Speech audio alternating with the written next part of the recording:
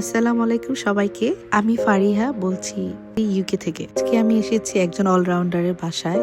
Cook, she can do makeup, she can do hairstyle, she can take care baby and hold the house. সবচেয়ে বড় কথা, এত কিছু করার পরেও সে একজন সামাজিক মানুষ। আমি গত 4 বছর থেকে চিনি।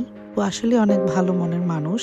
আর বাসায় যেই যাবে কখনোই না খেয়ে আসতে পারবে না। অ্যাকচুয়ালি লাকি আপুকে সবাই অনেক বেশি ভালোবাসে। আমার বাচ্চারা ওনার বাচ্চাদের সাথে খেলতে অনেক বেশি পছন্দ করে।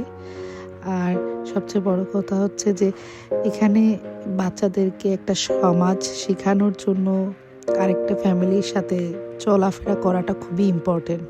আমি কখনোই একটা বাচ্চাকে একা মানুষ করতে পারবো না। এই যে খাবার, এটা শুধু ওদিনের না, যতবারই আপুর বাসায় কোনো প্রোগ্রাম হয় আপু এভাবেই সবাইকে খাবার সার্ভ করে।